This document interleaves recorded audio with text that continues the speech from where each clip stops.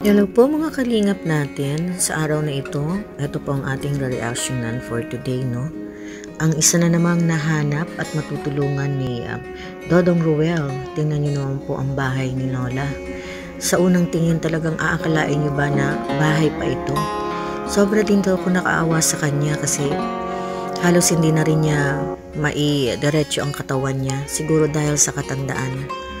Tingnan nyo po si Lola. Talagang halata sa kanya ang hirap din ng buhay.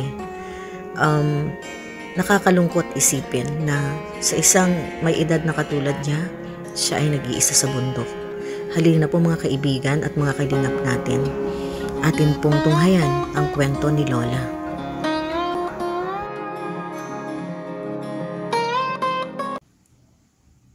So ayan mga kalingap natin, magandang hapon, umaga, tanghali sa inyong lahat.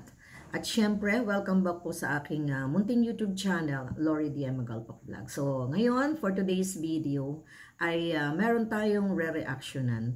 Sabi ko nga, good vibes lang tayo. But before anything else, ayan mga kalingap natin, mga kababayan natin all over the world. Wag po natin kakalimutan ng ating ama ng kalingap, Kuya Bal Santos Matubang, Ate Edna Vlogs, and Kalingap Pro, Rob. And syempre, ang ating Dodong Ruel of Malalag. So, ayan, magre-reaction po tayo. Magbibigay po ako ng good vibes, yan, reaction, sa bagong tinutulungan ng ating Langga Ruel.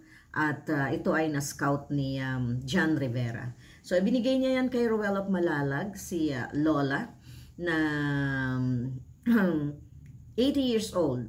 Si Lola Lilia Azucena. Ayan, siya ay may edad na talaga, matanda na. At sa kanyang edad na yan ay nag-iisa sa kanyang tahanan.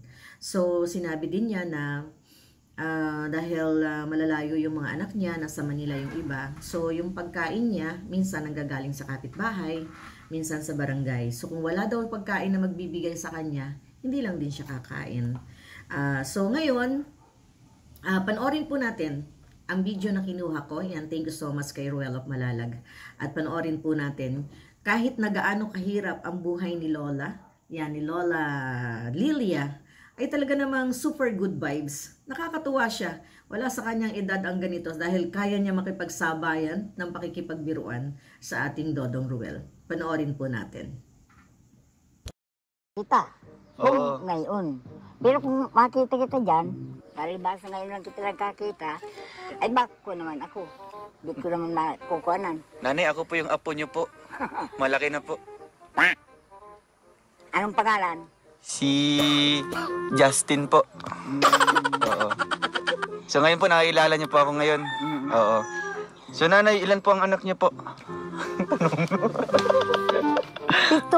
Ay, grabe. Patay na yung 3. Si Mr. sana po. Wala, patay na, matagal na. Matagal na. So yung 4 nanay, sana po sila ngayon? May mga kanya-kanyang bahay na po. Kanya-kanya na.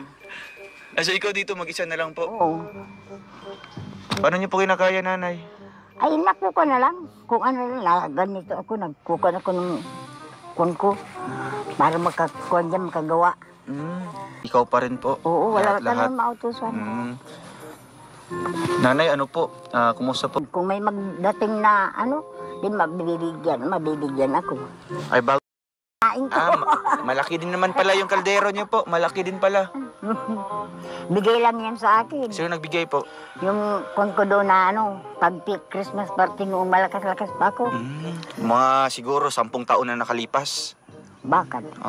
Di niyo po naalala?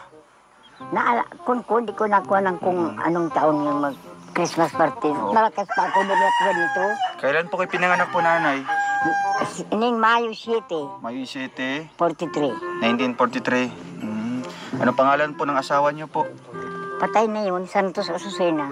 Santos. Matagal nang patay. Mga ilang taon na po ngayon? Bakit mga 16 na. So ikaw na lang po, simula nung namatay si Mister, ikaw lang po mag-isa sa buhay. Oo. Ilang taon na po yung bunso niyo po? Ay, May asawa na, nasa Manila din. Ah, nasa Manila. So talagang ano na nanay, kinakaya niya po mag-isa lang dito. Oo, at wala naman, di naman ako nakakapunta doon. Di napupunta nga ako doon. Sabi ko dito na lang ako at mabuti dito para kung ko yung sa senior. Oo nga po. Nakukuha ko naman. Ah, so may, ano po yun nanay? Ano po yan? So Oh, may, kanino sa iyan? Nilagay mo dyan? sa akin. Aircon? Ay, uwang ko. Up natin at mga kabady-body loves ko, napanood na natin ang masayang pakikipagkwentuhan ni Lola Lilia Azucena. Sa totoo lang, sobrang nabilib ako, no? Sobrang nabilib ako dahil 80 years old sa kanyang edad. Grabe! Sa kanyang edad is, hindi mo masasabi na nasa 80 years old na siya. Kasi, ang galing niya. Yung utak niya, kaya makipagsabayan sa pagtatanong, sa pakikipagbiruan ni Ruel of Malalag. Alam niyo, sa totoo lang, nakakabilib si Lola kasi alam natin, nakita natin na talagang wala ngang nagbibigay sa kanya ng kumbaga usual na kakain ka na lang ng umaga, tanghali, hapon. Wala. So kailangan pa niya yung kitain dahil kapag walang nagbigay sa kanyang mga kapitbahay ng pagkain niya, ay namamalimos daw siya. So, sabi ko nga, kakaiba si Lola Azucena. Doon sa video, sa full video ni Ruel of Malalag, yan, kung meron pang hindi nakakapanood, balikan nyo po. Kaya pala ang title dyan ni Ruel, huwag nyo pong panoorin na may kasama kayo. Kasi, super good vibes si Lola. At syempre, itong si Ruel of Malalag din naman. Talaga namang ang kanyang curiosity ng isip niya, talaga namang kakaiba din. At good vibes, no? Sobrang tawa. Nakakatawa at hindi niyo mababakas sa mukha ni Lola na talagang naghihirap siya. So sabi nga, good vibes, positive vibes at kailangan na go on ang live. So ayan, maraming salamat sa inyong lahat. Ito yung ating munting good vibes reaction kay Lola at sa pagtulong nila. Ayan, alam natin na hindi yan pababayaan ni Dodong Ruel, si Dodong Ruel pa. Nakasama ko yan sa maikling panahon. Sayang nga lang at talagang hindi nagtuloy-tuloy. So, hanggang dito na lang ating ang video reaction. Salamat ang marami sa manonood ng ating reaction for today. At sana, huwag nyo rin akong pabayaan at continuous natin ang panonood sa ating mga reaction videos. Ako sabi ko nga, it's a good vibe. So, ayan, maraming salamat sa inyo lahat and I'll see you again sa ating next video upload reaction na good vibes. Bye-bye!